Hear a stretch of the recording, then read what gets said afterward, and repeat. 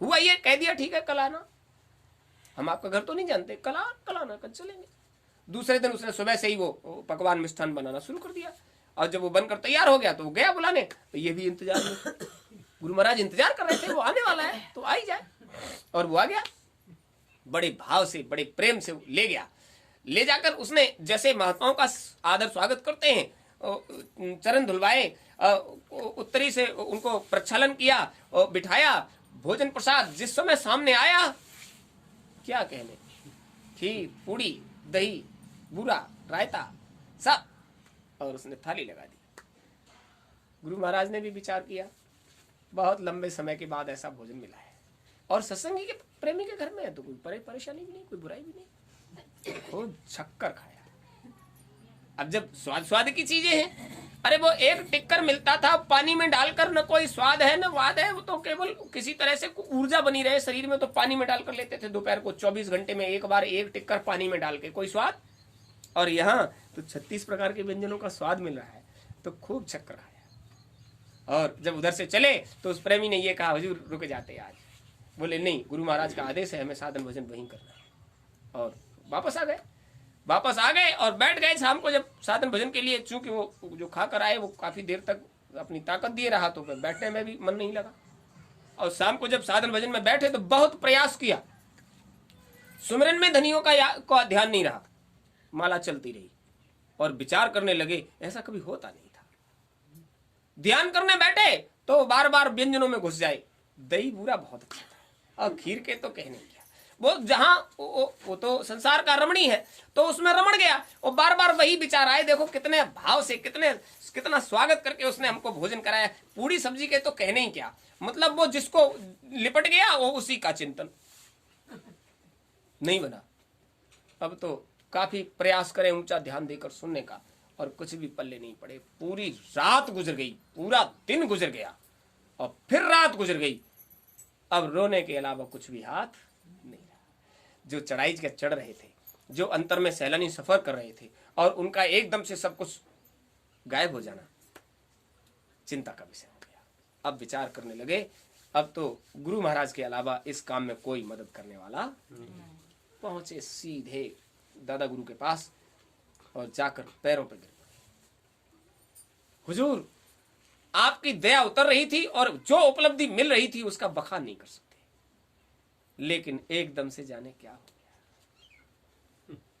क्या हो गया, पैर पकड़कर रोए, और दादा गुरु खड़े। जब ज्यादा देर हो गई तो कंधे थपथपाए और बाहें पकड़कर उठाया। खीर पूड़ी के तो स्वाद के कहने ही क्या, अरे साहब दही बूरा, कितना स्वादिष्ट भोजन कराया उस प्रेमी ने, क्या कहने। और बहुत लंबे समय के बाद मिला तो खूब छक्के खाया। कैसा लगा? पसीना आ गया। तन की जाने मन की जाने चित्त की जाने चोरी, ऐसे गुर से क्या छिपाए जिसके हाथ में डोरी। वो बात तुम छिपाना चाह रहे थे। आप संसार में जो व्यवहार करते हो गुरु महाराज से क्या छुपा है? गुरु महाराज कहते थे, बच्चा गुरुआई का काम सबसे गंदा। कंधा ठोक कर कहा, खूब खाया, जरूर गलती हो गई। बोले ये संत मत है। साधन बिना तपस्या के फलित नहीं होता।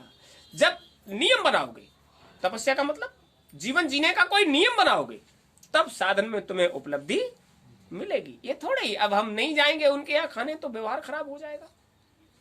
तो इधर व्यवहार बनाए रखिए, उधर व्यवहार बनने वाला, उधर व्यवहार बनाना चाहते हो तो इधर के व्यवहार में तुम्हें सिमटाव करना पड़ेगा।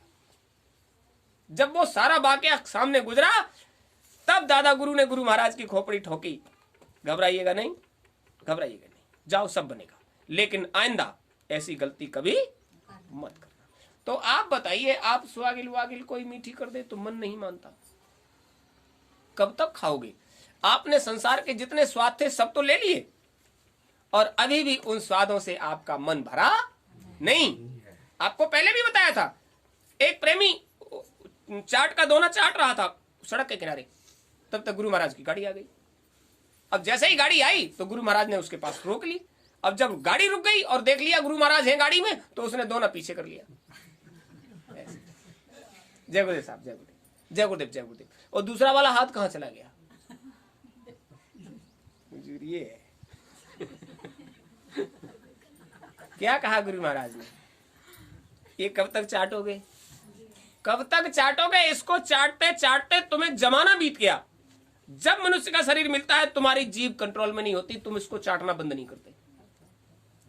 ये चाटते हो और इसके चाटने से साधन भजन बनता नहीं। और अब तो तुम्हारी जीभ इसमें चिपक गई, तो अब तो मानेगी नहीं, और यही करते रहोगे और ठीकरा फोड़ते हो हुजूर, काम नहीं बनता।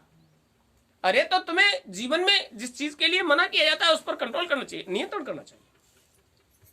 अब करते हो हुजूर ये है, यही करते रहोगे। बस गाड़ी बढ़ गई, उसने ऐसे फेंक दिया उसको, थोड़ा सा चला और गिर पड़ा। बात मालिक की ऐसी उतरी जहन में कि गुरु महाराज ने कहा आज्ञा पालन ही सेवा है, और हम सेवादार बने रहे और आज्ञा का एक शब्द भी हम पालन नहीं कर पाए। तो इस शरीर में रहने का अब कोई मतलब। मन इतना व्यथित हो गया कि गिरा और उसने शरीर छोड़ दिया। अब किसी को कुछ भी पता नहीं कहां क्या घटना घट गई। गुरु महाराज को तो ये तक कराना था। तो आप समझ लीजिए क्या हुआ। गए, आश्रम में पहुंच गए। अब किसी को कुछ पता नहीं, किसी को कुछ भी नहीं पता क्या हो गया।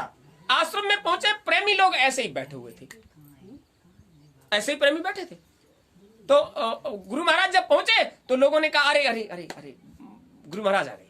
और वो आसन लगा हुआ था, तो गुरु महाराज जाकर उस पर बैठ गए। बैठ गए तो जो प्रेमी बैठे थे, गुरु महाराज ने हंसकर कहा अरे आज तो इंतजार हो रहा था। हाँ हुजूर, इंतजार कर रहे थे। तो फिर ऐसा करो, इंतजार का काम खत्म, अब तो हम आ गए। हाँ आ गए, तो एक काम और करो। अरे भाई वो फलाने दास, मिठाई खिलाओ सबको। ये क्या हो गया? वो बाबा खड़े हो गए।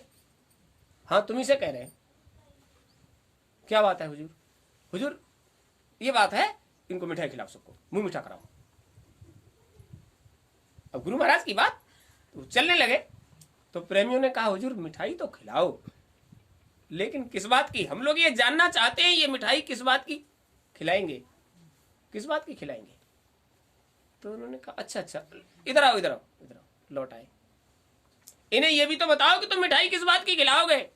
उन्होंने कहा हुजूर हमें क्या मालूम, आपने कहा मिठाई खिलाओ तो हम जा रहे हैं। अरे तो ये बात भी तो पता होना चाहिए कि ये मिष्ठान किस बात का खाएंगे ये लोग। तो हुजूर आप बता दीजिए। बोले हम नहीं, आप बता दीजिए। तो हम क्या बताएं हुजूर? आप इन्हें बता दीजिए कि आप बाप बनने वाले हो, इस बात की मिठाई इन लोगों को खिलाओगे, बूढ़े 75 साल के डोकर। आप इन लोगों को बताओ हम बाप बनने वाले हैं, इस बात की मिठाई आप लोगों को खिलाएंगे। अब ऐसे कर गए और डोकरी पास में बैठी थी। अब बुढ़िया की तरफ सब लोग देखें और हंसने लगे। बुढ़िया खड़ी हो गई, हुजूर अब तो ये सारी व्यवस्था खत्म हो गई। बोले कोई बात नहीं, तुम मिठाई खिलाओ। ये काम तो व्यवस्था बनाने वाले का है, तुम्हारा काम है इन लोगों का मुंह मीठा कराओ। कोई विश्वास करेगा? और वही हुआ। बाबा गए, मिठाई लाए, गुरु महाराज के हाथ में डिब्बा दे दिया, सबको मिठाई खिलाई। सब लोग मिठाई खाओ। मालिक की मौज। समय आने पर वो दंपत्ति घर परिवार समाज छोड़कर चले आए थे, क्योंकि उनको कोई संतान नहीं थी। समय आने पर अम्मा जी ने एक सुंदर बालक को जन्म दिया। किसी को कुछ भी पता नहीं। लेकिन बच्चा जब समझदार हुआ तो गुरु महाराज जब बैठ जाते थे तो बस उनके मुंह की तरफ देखता, किसी को कुछ भी पता नहीं, केवल उनके चेहरे की तरफ देखता रहता। और गुरु महाराज मुस्कुराते रहते। जब वो 12 वर्ष का हो गया तो उन्होंने कहा आप दोनों लोग इस बच्चे को लेके आना, क्योंकि अब तुम्हारे जाने का समय हो गया, तो इस बच्चे का काम हो जाए। वो नामदान जब हुआ तो उसको बिठा लिया। जब उसको बिठाया तो उसने कहा हुजूर महाराज नामदान तो आपने हमको 12 वर्ष पहले दे दिया था।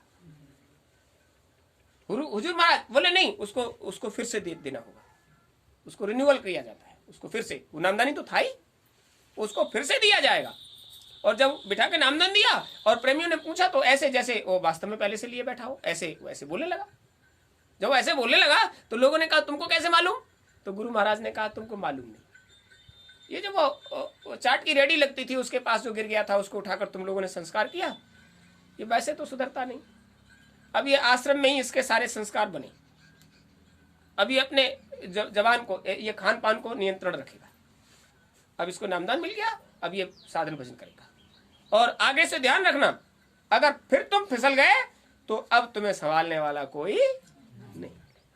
तो देखो, महात्माओं को आपके शरीरों से कोई लेना देना नहीं, रूप स्वरूप को रूप जो कुछ परमात्मा ने दे दिया है, ये हाड़ मांस का पुतला अभी ऊपर से देखने में अच्छा लगता है, और जरा सा ये फट जाए, जरा सा इसके अंदर का गुदा बाहर आ जाए तो आपको घिन आती है इसके। ये दिया इसलिए गया है कि जब तक तुम्हारे पास है इसको खूब अच्छे से रखो, इसकी संभाल करो। हरि का भजन पेट का धंधा, जो न करे नर मूर्ख भाई, इसकी व्यवस्था करनी पड़ेगी और वो भजन भी करना पड़ेगा। तो व्यवस्था करनी पड़ेगी और भजन भी करना पड़ेगा का मतलब यह है कि दोनों काम जरूरी हैं, साधन भी जरूरी है और इस साधन को सफल करने के लिए तपस्या भी। नहीं तो ऐसे ही सोचने लग जाओ कि हम अपने बच्चों को सरसब्ज कर ले, शाम को आंखों पे पट्टी बांधना और सुबह को खोल लेना और लला से कहियो सामने आ जाओ तुम्हें पत्थर को कर दे, हो जाएंगे? नहीं हो सकते। उसके लिए माताओं को, उसके लिए कुछ तप साधन जरूर करना। अब बात क्या है, तप साधन कैसे हो जाए? थोड़ा बहुत जोड़ते हो, थोड़ा बहुत खर्च करते हो, बहुत ज्यादा, थोड़ा बहुत जोड़ते हो, खर्च बहुत ज्यादा करते हो। किसी भी दरबार में जाओ तो पूरी लाइन लगा देते हो, लिस्ट इतना बड़ा कि उसकी पूर्ति न की जा सके, और महाराज ये सब काम हमारे हो जाए तो 5 रुपया पश्चात घंटरिया चढ़ाइए, यानी सौदा उसके बदले में पारिश्रमिक जो दिया वो 5 रुपए में ही निपटा दिया। तो इतना अच्छा मजदूर तुमको कहां मिलेगा? वो देवता कितना बढ़िया है कि अरबों खरबों की संपत्ति तुम्हें दे दे और 5 रुपया ले ले। ऐसे देखे हैं कहीं? जब वो देगा और उतना ही लेगा तो जितना बकाया रह गया वो तुम्हारे ऊपर कर्म कर्जा चढ़ गया और आते जाते रहो यही उसको निपटाने, छुटकारा करने के लिए। तो देखो, संसार में आ गए हो, तब साधन के लिए मन बना, निंदा बुराई से बचने का प्रयास करो। अगर इस काम में आप सफल नहीं होते तो आप समझ लीजिए साधन भजन, अब वो समझने की चीज है, फिर आप कहोगे लंगुरिया सुनाओ, समझने की चीज है। जो भी काम करते हो उसका भाव अगर सही नहीं है तो आपको लाभ मिलने वाला। मर्यादापूर्ण व्यवहार, गुरु महाराज के दरबार में आए, मत्था टेक दिया, हुजूर मर्यादा में रहकर हमारे काम हो जाएं, मर्यादा भंग करके ना हो, मर्यादा में रहकर हमारे काम हो जाएं तो मालिक की दया उतर जाएगी। अब मर्यादा भंग करके हो जाए तो गुरु महाराज किसी भी देश में जहां रहते हैं वहां की मर्यादा को भंग नहीं करते। वो नियम कानून तो सबके लिए बना है ना, काल का देश है, भले ही उनके बच्चों का देश है, लेकिन वो बच्चों के काम में दखल नहीं देते। तो ऐसा मत करवाइए, मर्यादा भंग करके कोई काम मत करवाइए। और जब उनकी दया उतरेगी तो काम कब कैसे हो जाते हैं। अभी जहां आप बैठे हो, जहां 5-6 साल पहले फसल हुआ करती थी, जैसे सामने दिखाई दे रही है, जब प्रेमी आते थे और उनसे चर्चा करते थे तो कुछ लोग तो खुशकी उड़ाते थे, ऐसे ही कहते रहते हैं ये होगा, ऐसे होगा, वैसे होगा, और कोई कुछ नहीं होता। और जब समय आया, 17 साल तक चर्चा होती रही और लोगों के मन में ये विचार बन गया कि होना धोना कुछ नहीं है, गप है। आज जहां बैठे हो वहां ऐसा हो गया कि आप विचार नहीं कर सकते ये कैसा हो गया। ये वो जगह है जहां से दिन में लोग गुजरने से डरते थे, इतना झाड़ झंकार, इतना बिखम जंगल कि यहां दिन दोपहरी में भी निकलने से लोगों को भय लगता था, इतना जंगल था जहां आप निश्चिंत निर्द्वंद होकर बैठे हो। तो महात्माओं के जहां चरण पड़ जाते हैं वो जगह तीर्थ हो जाती है। इधर हम और आप रहे न रहें, आने वाले समय में जो कुछ इधर होगा उसका आप अनुमान नहीं लगा सकते, लेकिन उससे पहले क्या होगा, जो होने वाला है उसका अनुमान नहीं लगा सकते, उससे पहले क्या होगा इस चीज पर नजर डालिए। अभी तो कुदरत का करिश्मा बाकी है, खूब गौर करना, जो घटनाएं घटे उन पर गौर करना। 23 मार्च को उपस्थित हो जाइए, क्या मौज उतरने वाली है। और दरबार जब लगता है तब कुछ न कुछ मौज उतरती है। कुदरत कोई बड़ी घटना घटने वाली है, कुदरत खुद कोई बड़ी घटना घटेगी और उसके द्वारा घटी हुई घटना का कोई निदान। अगर कुदरत की घटना का प्रभाव तुम पर पड़ जाए तो ये जीवन उसके आगे कुछ भी नहीं है, वो कुछ भी कर सकती है।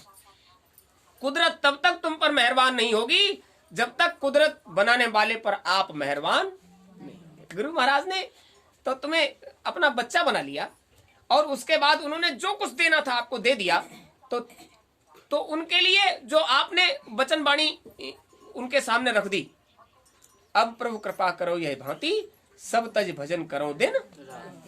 तो उन्होंने कहा बच्चा दिन रात नहीं, दिन इतना नहीं कर सकते, काल का देश है, दिन रात तो तुम अपने लिए लगाओ, इस शरीर के पोषण के लिए, लेकिन शरीर जिससे पोषित है उसके लिए भी थोड़ा सुबह का समय और थोड़ा शाम का समय। तो दिन रात में 24 घंटे होते हैं, तो उन्होंने कहा 24 घंटे नहीं, 1 घंटा सुबह और 1 घंटा शाम। मतलब जीवन का 2 घंटे का समय हमें दे दो। अब आप कैसे देते हो जीवन का 2 घंटे समय? एक बार गुरु महाराज ने ये कहा, मंदिर पर सेवा चल रही थी, तो कुछ लोग होशियार थे ना, तो वो